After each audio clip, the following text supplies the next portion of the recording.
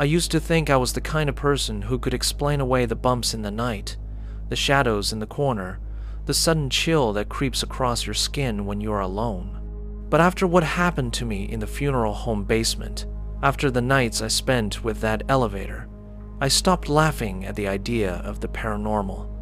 Some places are just unnatural. And when you find yourself standing in a silent basement at 3 in the morning, with the doors of an elevator sliding open to reveal nothing but shadows and the smell of formaldehyde, you will realize that not every scary story is just a story. I used to work nights at a funeral home. It was not glamorous, but I needed the hours, and I told myself it was just a job. The work was steady. Families came in grieving, and it was our responsibility to prepare their loved ones with dignity. That part of the job was sad, but it made sense. What never made sense was the way the building felt after midnight. The funeral home was old. The kind of old where the walls had been repainted too many times and the plaster still cracked, where the pipes banged in the walls like a warning, and the air always smelled faintly of chemical preservatives, no matter how well the place was scrubbed. The basement housed the embalming room, the cooler, and the freight elevator that connected everything to the chapel upstairs. That elevator was ancient, its motor groaning each time you pressed the call button. I spent a lot of nights alone down there. When everyone else had gone home and the place felt quiet, the silence was crushing. You could hear the hum of the cooler, the buzz of the fluorescent lights, and sometimes you would swear there were footsteps just out of sight. It was the kind of silence that pressed into your ears until you almost heard things that were not there. That elevator was my lifeline. It was how we brought bodies up for early morning services, how we moved supplies when the stairs felt like too much work. But it was unreliable.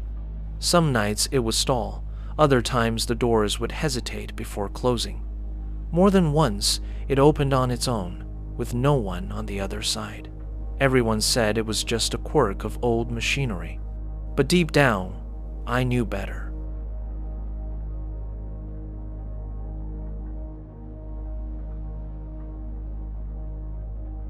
The first time I noticed something was wrong, it was around 3 a.m. I had just finished prepping a body for a service scheduled the next day and was cleaning the embalming room. That was when I heard it, the groaning of the elevator motor. At first, I thought one of the directors had come back late, maybe to grab paperwork. But when the doors slid open at the basement level, the car was empty. The lights flickered faintly against the metal walls, and then the smell hit me. It was sharp and chemical, the smell of fresh formaldehyde. Except I had not used it for hours. The air was thick with it, as if the elevator itself had carried the odor down. My eyes watered. I stepped back, letting the doors close. I told myself the machinery was leaking, or that my senses were playing tricks on me after too many hours breathing in chemicals. But the next night, it happened again. Same time, same groaning motor, same empty car waiting for me in the basement. By the third night, I stopped pretending it was a mechanical failure. There was a pattern, and it was deliberate. It was as if the elevator wanted me to notice. And every time it happened, standing in front of the elevator, staring into its empty space, knowing I should not step inside, but feeling as if I was expected to.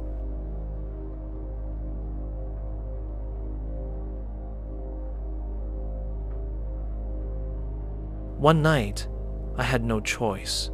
A service was scheduled early the next morning, and I needed to bring the deceased upstairs. I strapped the body to the gurney, steadied my hands, and rolled it into the elevator.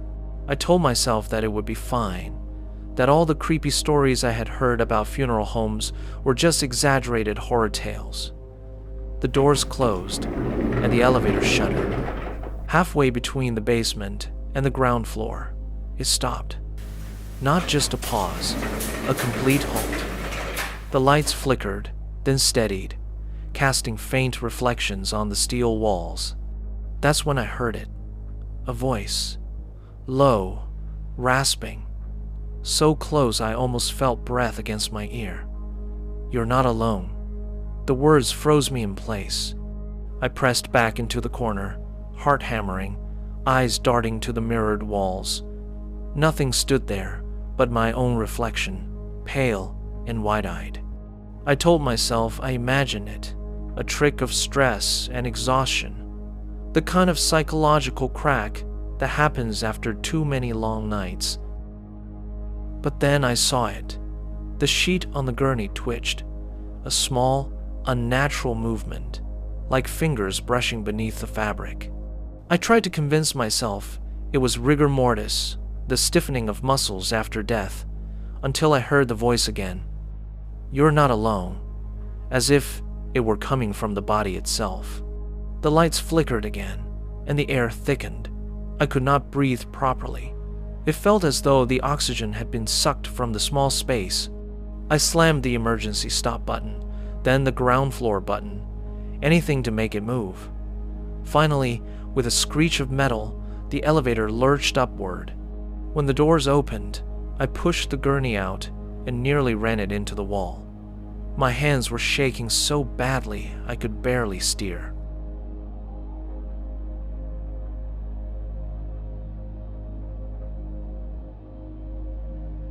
It had to be exhaustion. Maybe I had imagined the voice, that the shift of the body was just my mind exaggerating something small, but the elevator would not let me forget. Every night around the same time, the motor would groan. The doors would slide open at the basement, waiting, as if offering me a ride. I stopped answering. I stayed out of the basement after 2 in the morning, telling myself it was safer to prepare everything earlier in the night. But one evening, curiosity got the better of me. Or maybe it was something stronger than curiosity. Maybe it was compulsion. At 3:07, I stood in front of the basement doors. They slid open smoothly, without hesitation. And inside, waiting, was not an empty car.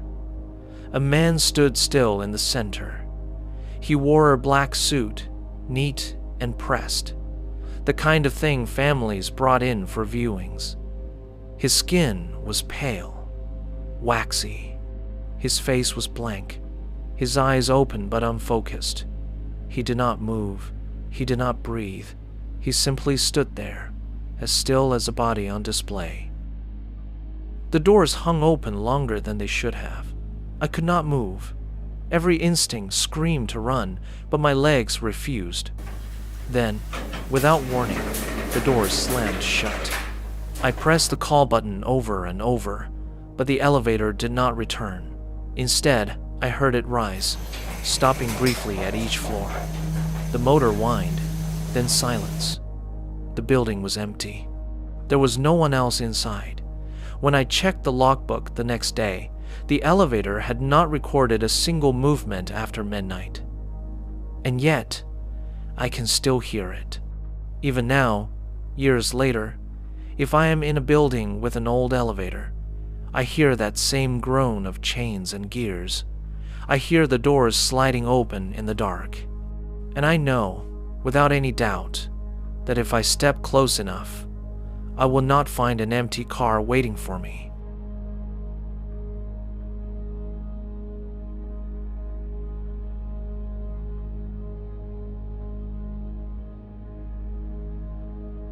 You never really get used to the silence after a funeral. The chapel empties, the last words are spoken, and suddenly it is just you and the smell of lilies, the weight of grief still clinging to the air. I should have gone home that night. I had been on my feet all day, guiding the family through what no parent should ever endure, and my body begged me for rest. But instead, I stayed behind, straightening hymnals, picking up tissues left in the pews, and stacking folded programs on the back table. It was a child's service, my granddaughter. Even now, I can hardly bring myself to say her name. The air in the chapel felt heavier than usual, as if the building itself was holding its breath. That was when I heard it. A giggle. Soft, childlike, from the corner near the front pews. I froze, hymnals in my arms, straining to listen. For a moment, I thought it had to be my imagination, just a scrap of memory surfacing after a day of mourning. But when I turned, my eyes went to the casket.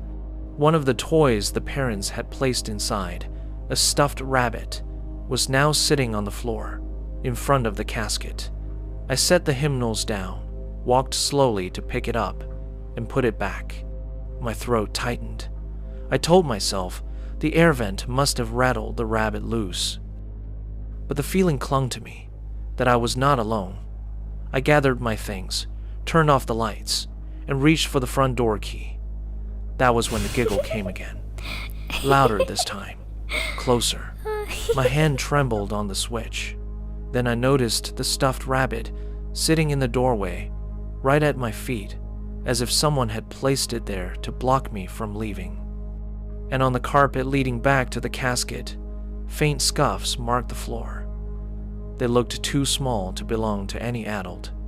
I left that night with my skin cold, my heart pounding, telling myself I was overtired. I wanted to believe that. I needed to.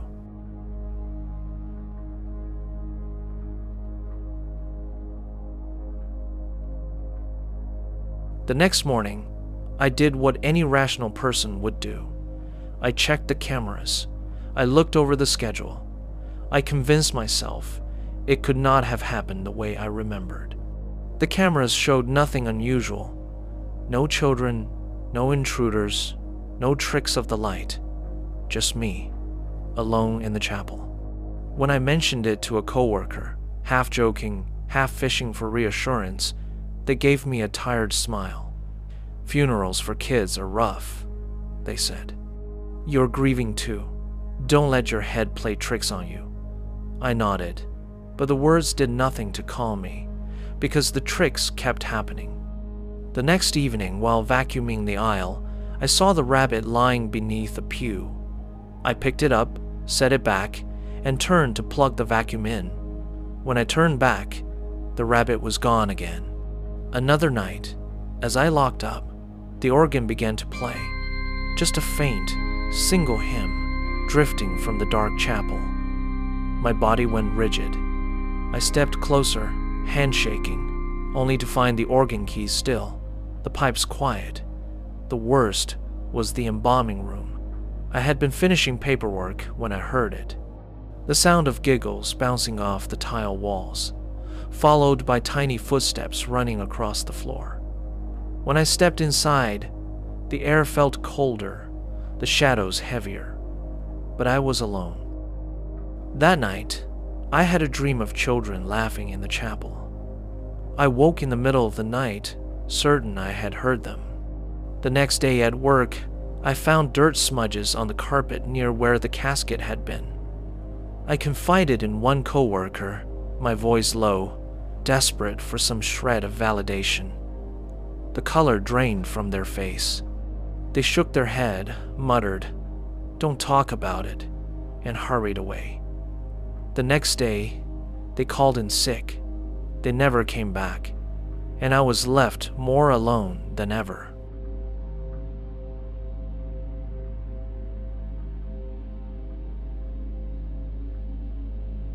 You think you can leave your work at the door. You think the dead stay where you bury them. But grief does not work that way, and neither did this. The first night I found her toy doll on my staircase, I almost convinced myself I had carried it home by mistake. I had been distracted, exhausted, numb. That was plausible. But when I picked it up, the smell of lilies filled my nose. And in the silence of my house, I heard the faint giggle.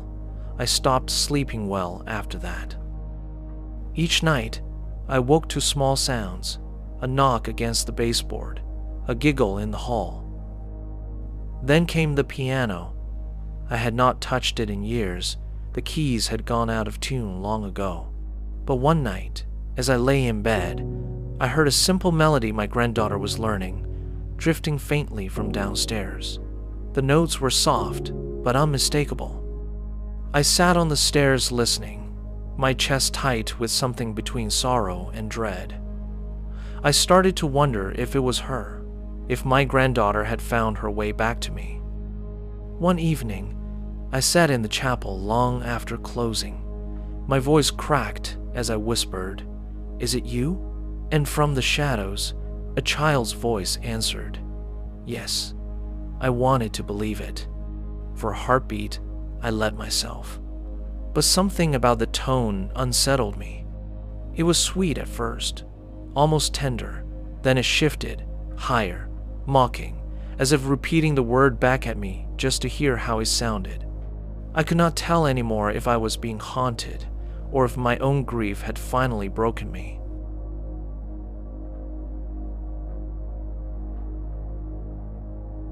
By the third week, I hardly went home.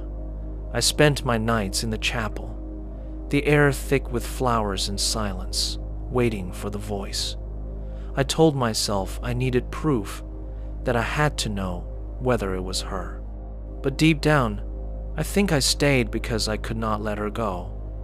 One night, as the last light faded through the stained glass, I heard her whisper my name, soft at first. Then it becomes more urgent. Grandpa, stay. The air grew heavy. Hymnals rustled as if stirred by unseen breath. My chest ached. I wanted to reach out, to hold her, to tell her I was still here. The next morning, when my coworkers returned, they found me sitting at the front of the chapel. I was holding the stuffed rabbit in both hands, staring at a child's casket. I told them she was not alone anymore.